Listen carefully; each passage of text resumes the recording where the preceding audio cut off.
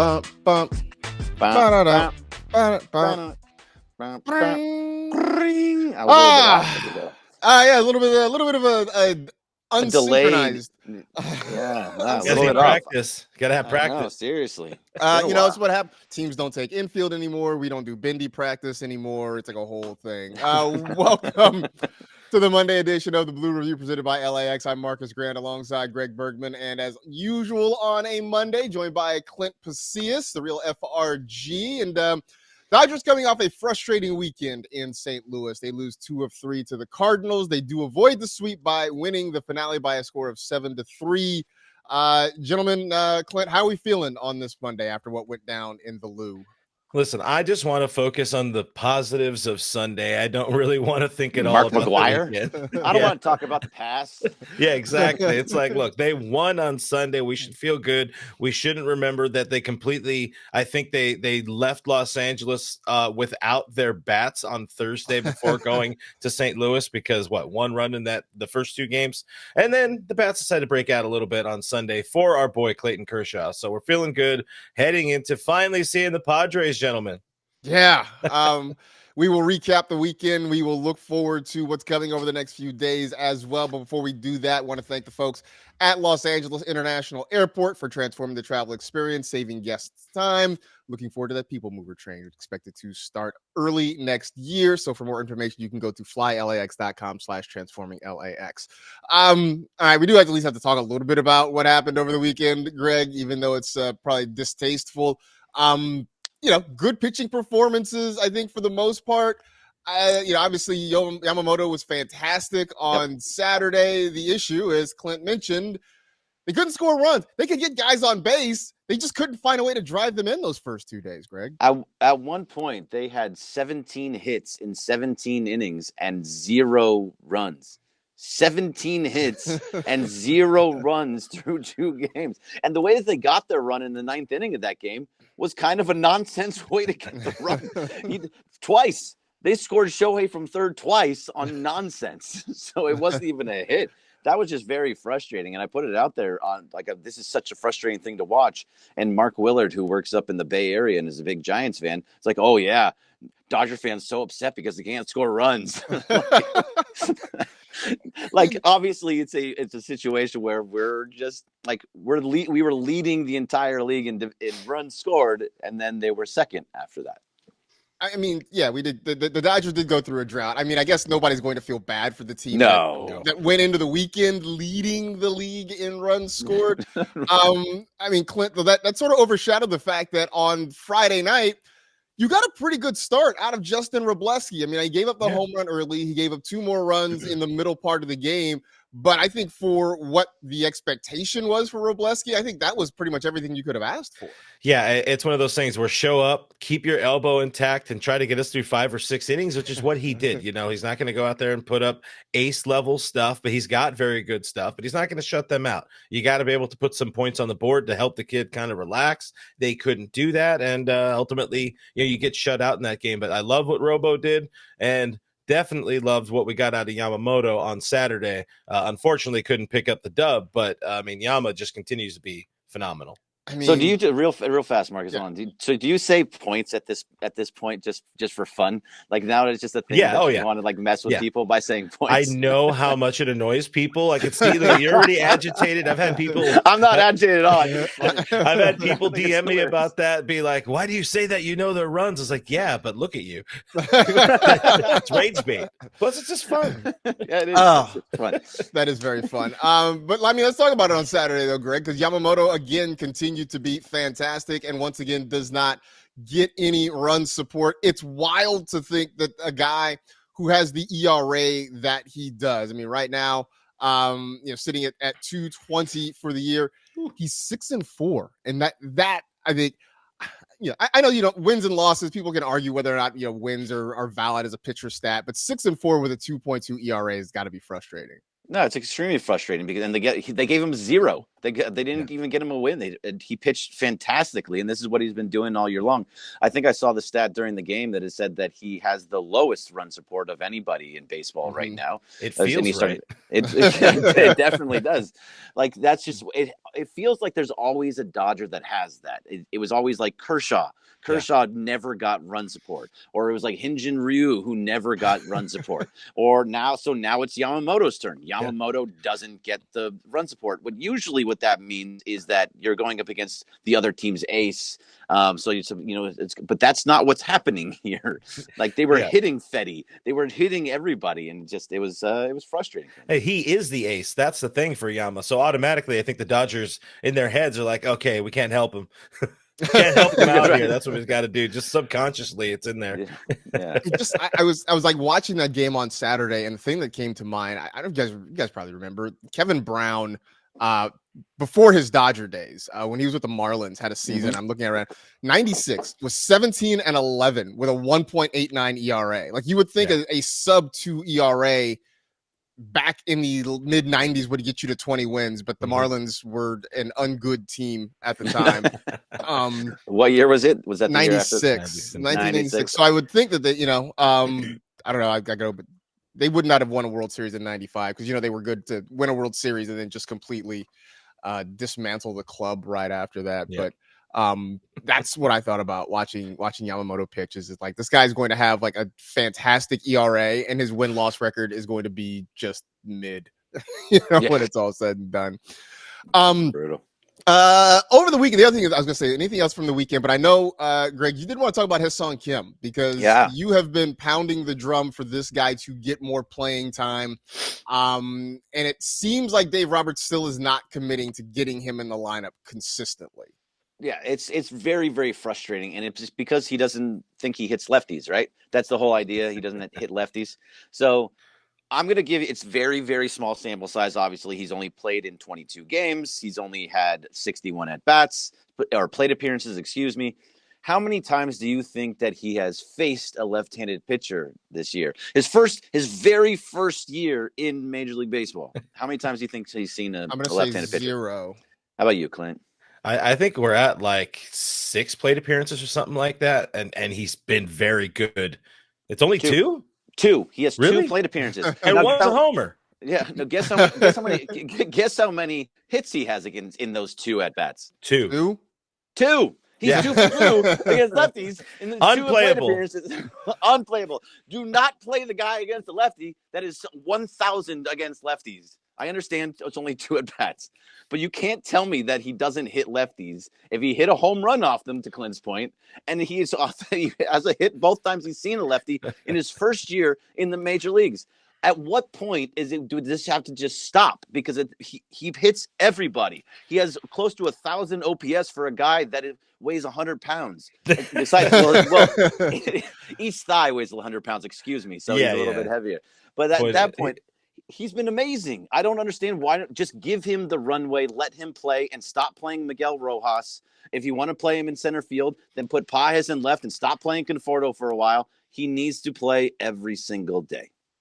Yeah, I would say that second path is one that makes the most sense. I mean, we're not even seeing too much Mickey Rowe these days. It's back and forth with Kim and Edman going to center or second. And obviously, the best.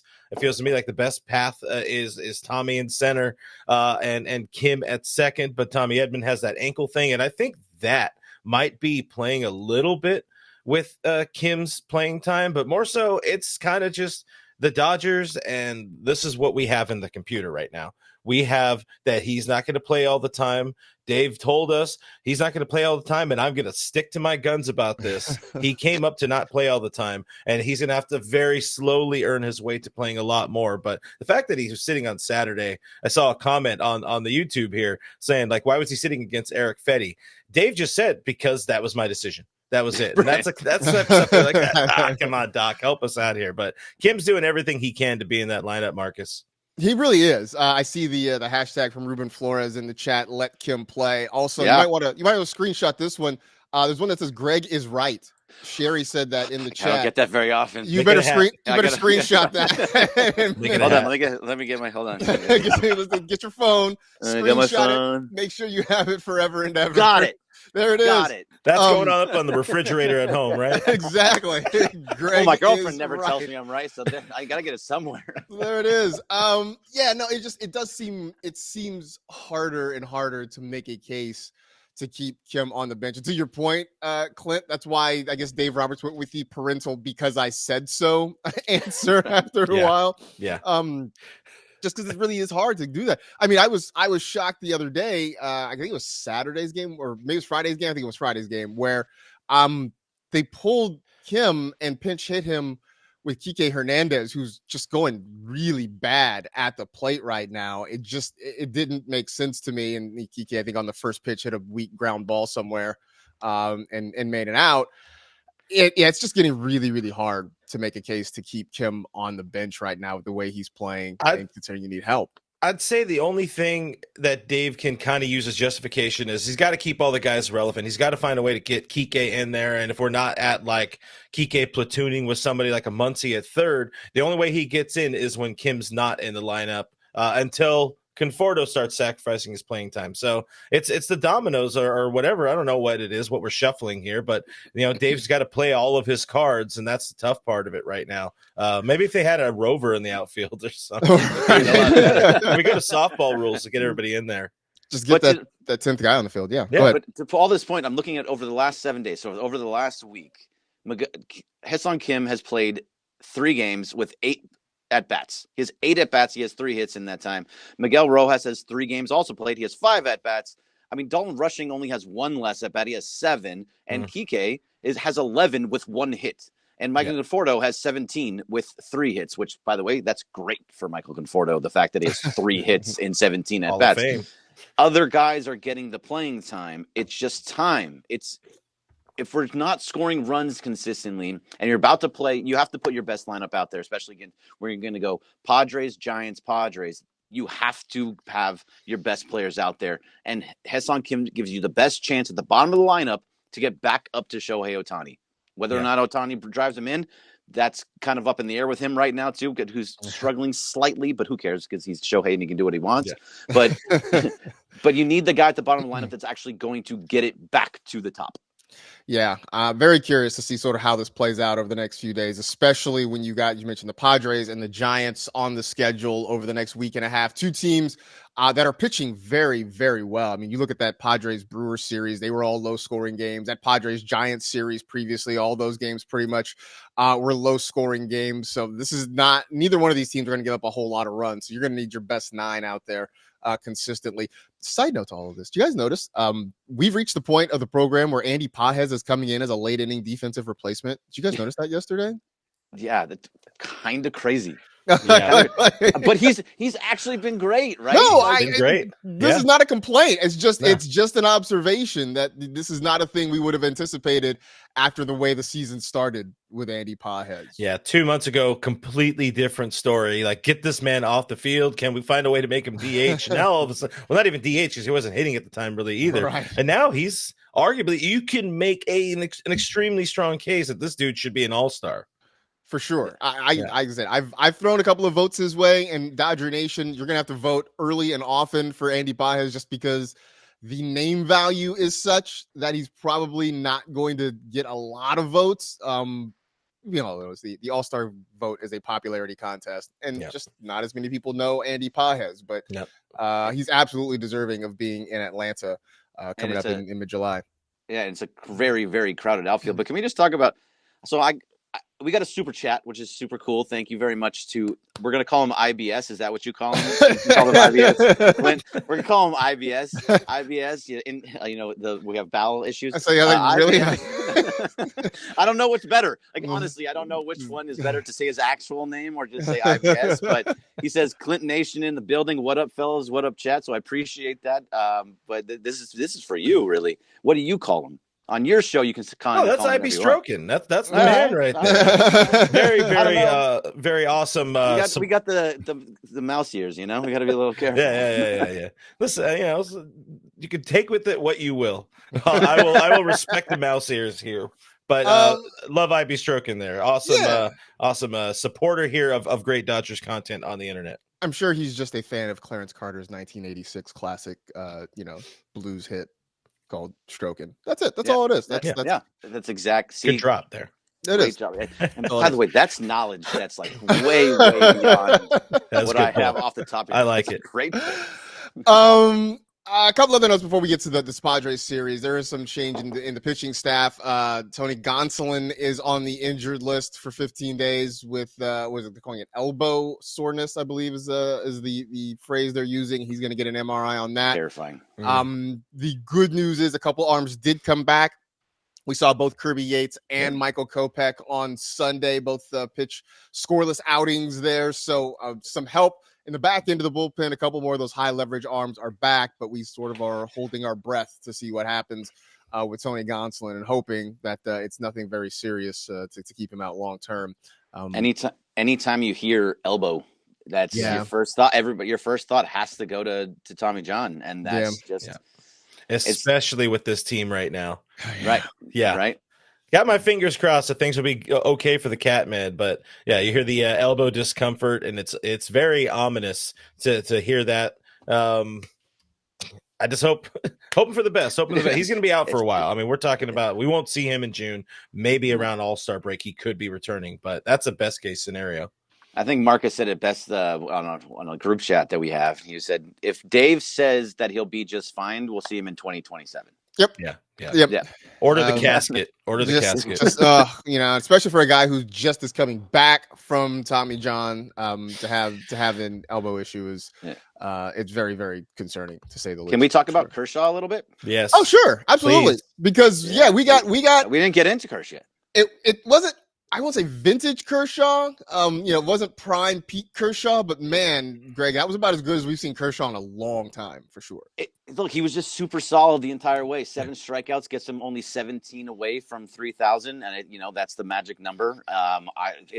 He was already an automatic Hall of Famer, but you hit 3,000, you're absolutely first ballot. He looked good again, and they needed him a strong start from him after losing the first 2 games. So. This is what always happens with Kershaw. He gets asked every single time, be like, all right, you're the stopper. Yep. It's supposed to be Yamamoto. He did everything he could. They couldn't score for him. So he said, okay, it's your turn now, Kersh. And all he does, he comes out and he just gives you everything he possibly has. I love the fact that he got to those 7 strikeouts. He looks so much better.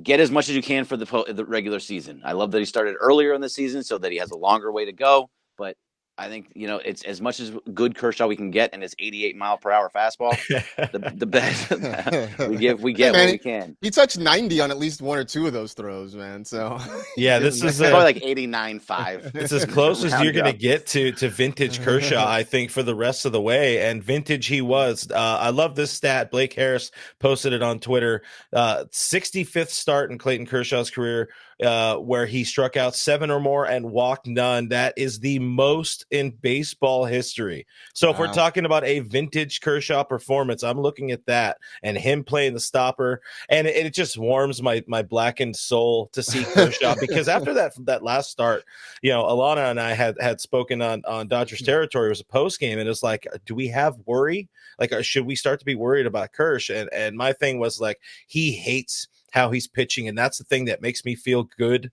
is knowing how much he wants to be better. He doesn't want to be that version of himself, and I think that was finally enough of a kick in the behind to himself to be like, all right, I gotta be better.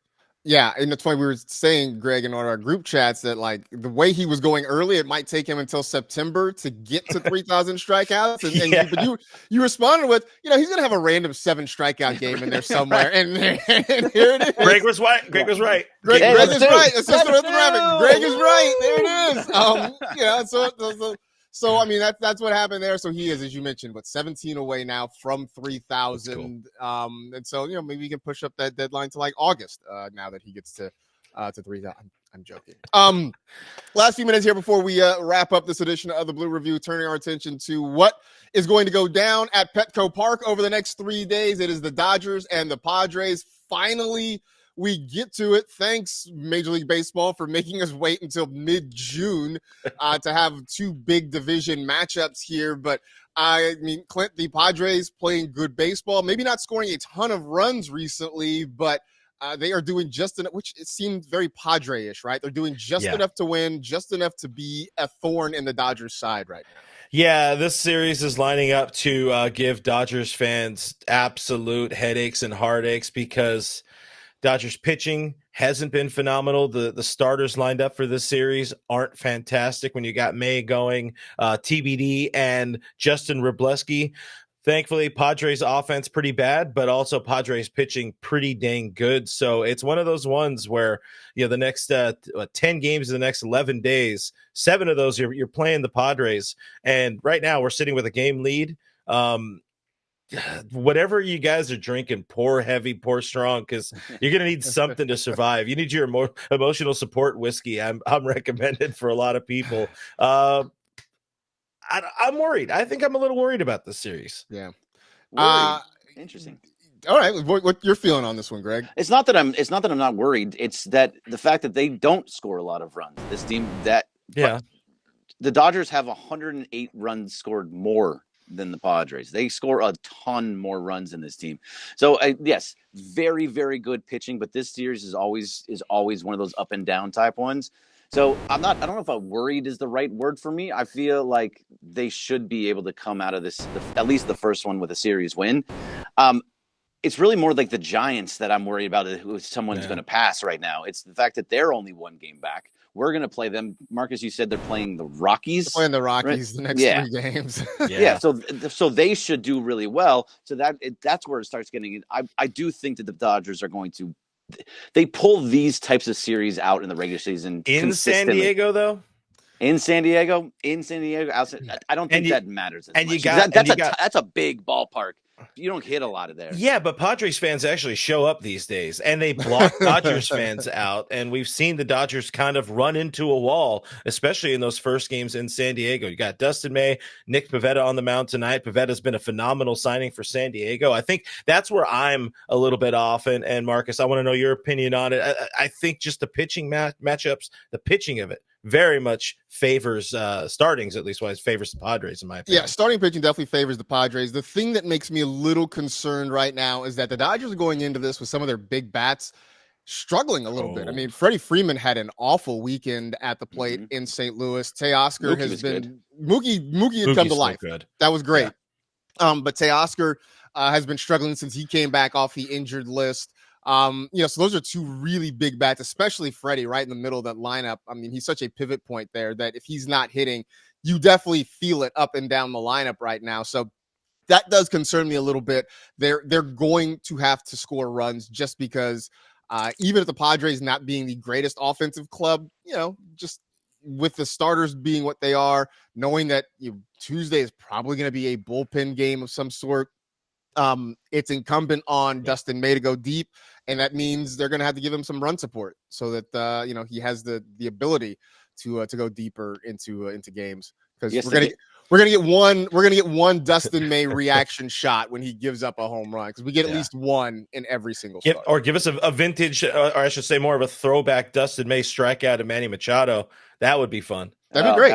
That would be fantastic. But the bats just have to carry the guys like the Teoscars and the Freddies, because Mookie's hitting, Max Muncy is hitting, Andy Pages is hitting. There are guys below, and Hassan Kim is hitting if they actually put him in. Yeah. So they have guys.